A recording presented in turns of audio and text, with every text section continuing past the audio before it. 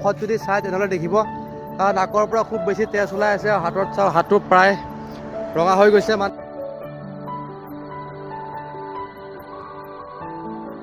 জয় শ্ৰীৰাম সকলোকে। তো গাইজ আজি আমাৰ বিহাৰৰ 13 নম্বৰ দিন, আৰু 13 নম্বৰ দিনত আমি প্ৰায় বিহাৰ বৰ্ডাৰ পামগৈ। মানে কাইলৈ 14 নম্বৰ দিনা ৰাতিপুৱা আমি বিহাৰ এৰিম। আৰু যোৱা ৰাতি আমি এখন ধাবাতে আছিলোঁ, আৰু এতিয়া প্ৰায় ৰাতিপুৱা সময়ত আমি সকলোবোৰ বেডিং পত্ৰ বান্ধা হৈ গ'ল। ইয়াৰ চাইকেলত দিলোঁ বেডিংবোৰ উঠাই। তাৰপিছত এখন হৈছে মোৰ চাইকেলত যিহেতু কেৰিয়াৰ নাই, সেয়েহে বেডিং পত্ৰ মই একো নলওঁ, সকলোবোৰ বেডিং পত্ৰ মই তাকে দি দিওঁ। মোৰ বাৰু সুবিধাও হয়, কষ্টটো অকণমান কম হয়, কিন্তু সকলোবোৰ কষ্ট সি বেচেৰাই অকলে কৰিব লগা হয়। তো আজি যাত্ৰা আমাৰ আৰম্ভ হৈছে জিঅ' ধাবাৰ পৰা, যিখন বিহাৰত আছে। আৰু যোৱা ৰাতি আমাক দিছিলে এইটো ৰুম, চাওক এইটো ৰুমতে আমি ইয়াতে কেম্প কৰি পেলাই আছিলোঁ। আৰু এতিয়া আমি যাত্ৰা আৰম্ভ কৰিছোঁ ইয়াৰ পৰাই। তেনেহ'লে বলক আগলৈ যাওঁ আৰু আজিৰ ভিডিঅ'টো আৰম্ভ কৰোঁ। তো গাইজ জিঅ' ধাবাৰ পৰা ওলাই আহি অকণমান আগবাঢ়ি আহিলে আপুনি তাতে খুব সুন্দৰকৈ ৰাস্তাৰ কাষতে বনাই থোৱা বজৰংবলীৰ মূৰ্তি এজন দেখিব। আৰু মই আচলতে যোৱাবাৰ আহোঁতেও দেখা পাইছিলোঁ, কিন্তু মই এইবাৰ চাইকেল লৈ যাওঁতে আঁতৰৰ পৰাই প্ৰথমতে চাইকেল লৈ মই গুচি গৈছিলোঁ, কিন্তু আকৌ উভতি আহি ইবাৰে চাইকেল থৈ আহি পেলাই একবাৰ বজৰংবলীক এবাৰ সেৱা কৰি ল'লোঁ। আৰু বজৰংবলীক যেতিয়া সেৱা কৰা যায় তেতিয়া মনত বেছি শক্তি পোৱা যায়।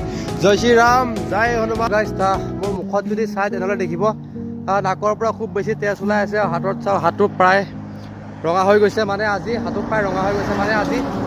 4 দিনৰ পৰা মোৰ এই সমস্যাটো হৈ আছে। বহুত বেছি নাকৰ পৰা তেজ ওলাই আছে। মই চাইকেল চলাব পৰা নাই। আজি 4 দিন হৈ গ'ল মই চাইকেল চলাব পৰা নাই। আৰু এই অসুস্থতাটোৰ বাবে চাগে মই মোৰ এই যাত্ৰাটো সম্পূৰ্ণ কৰিবলৈ নোৱাৰিম, কাৰণ মই চাইকেল চলালে মোৰ নাকৰ পৰা বহুত বেছিকৈ তেজ ওলাই যায়। আৰু যদি এনেকুৱা হৈ থাকে তেনেহ'লে মই মোৰ যাত্ৰাটো আধাতে সামৰি পেলাই উভতি যাব লাগিব। ভগৱানে নকৰক তেনেকুৱা নহওক। আৰু আপোনালোকে প্ৰাৰ্থনা কৰক যাতে মই সোনকালে সুস্থ হৈ মই মোৰ যাত্ৰাটো সুকলমে সম্পূৰ্ণ কৰিব পাৰোঁ। যদিও মই উভতি যাব লগা হয় তেনেহ'লে এইটো নহয় যে মই হাৰ মানি যাম। মোৰ গোটেই ভাৰতবৰ্ষখন এবাৰ ঘূৰি চোৱাৰ বহুত হেঁপাহ আছে। এইটো মোৰ সপোন, আৰু এই সপোনটো মই এদিন নহয় এদিন পূৰ কৰিমেই। যদি মই উভতি যাব লগা হয় তথাপিও মই খুব সোনকালে সুস্থ হৈ মই আকৌ মোৰ যাত্ৰা আৰম্ভ কৰিম। বাছ আপোনালোকে মৰমবোৰ দি থাকিব, কমেণ্টত এবাৰ ৰাধে ৰাধে লিখি দিব।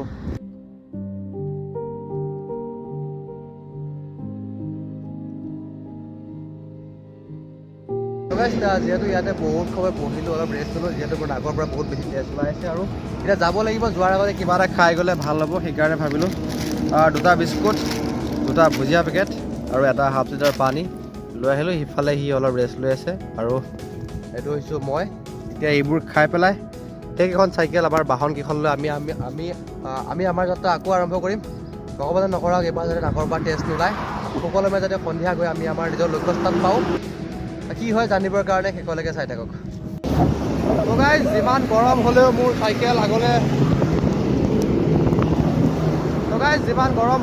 চাইকেল আগলৈ গৈ থাকিব, আৰু এই দুখন ভৰিয়ে পেডেল মাৰিয়ে থাকিম। বাছ এতিয়াও গোপালগঞ্জলৈ আছে 24 কিলোমিটাৰ। আৰু গোপালগঞ্জৰ পৰা যিটো হনুমান মন্দিৰ আজি আমি থাকিম তালৈ মোটামুটি আৰু 20 কিলোমিটাৰ, মোটামুটি এতিয়া লগভগ 40 কিলোমিটাৰ আশে পাশে আমি যাব লাগিব। গৰম আজি বহুত বেছি বিহাৰত, আৰু পৰিৱেশ চালে গম পাব বিহাৰত গৰমৰ পৰিমাণ কিমান। মই গুগল মেপত তথাপিও আপোনালোকক দেখাই দি আছোঁ মনৰ শান্তিৰ বাবে। বাছ আৰু আজি যদি আমি সেই হনুমান মন্দিৰটোলৈকে যাওঁ তেনেহ'লে কাইলৈ আৰ্লি মৰ্ণিং আমি বিহাৰ এৰিম। তো আমি এটা কাম কৰিছোঁ, আমি যেতিয়া সেই এনেধৰণৰ আপবোৰ পাইছোঁ ন, আপবোৰ পাওঁতে আচলতে আমি খোজকাঢ়ি গৈছোঁ। কাৰণ যেতিয়া আপোনালোকে এনেধৰণৰ ওখ আপবোৰ পাব ন, আপবোৰ পালে পৰাপক্ষত খোজকাঢ়ি যোৱাটো বেছি ভাল। যিবিলাক চাইকেল ৰাইড কৰিব আহে তেনেকুৱা কৈছোঁ, যেতিয়া আপবোৰ পাব তেতিয়া খোজকাঢ়ি যাব, কাৰণ এই আপবোৰত উঠোঁতে আমাৰ সেই ভৰিবিলাক বহুত বেছি বিষায়। যদি আপুনি খোজকাঢ়ি যায় তেনেহ'লে আপোনাৰ এনাৰ্জিটো বাচি থাকিব, তেতিয়া আৰু অলপ বেছি দূৰলৈকে যাব পাৰিব। ফাইনেলি 3টা বজাৰ পৰা চাইকেল মাৰি আহি পাই গ'লোঁ আমি গোপালগঞ্জ এখন বিৰাট মানে ডাঙৰ এৰিয়া। আৰু তাতে চাওক ডাঙৰ ব্ৰিজৰ কাম চলি আছে, নিৰ্মাণ কাৰ্য এতিয়া সম্পূৰ্ণ হোৱা নাই। আৰু আগে পিছে য'তে ত'তে বৰ্তমান নিৰ্মাণ কাৰ্য চলি আছে, এতিয়াও সম্পূৰ্ণ হোৱা নাই। ফাইনেলি গোপালগঞ্জ। বিহাৰত এটা ডাঙৰ সমস্যা হৈছে সেই টাৰাকবোৰ।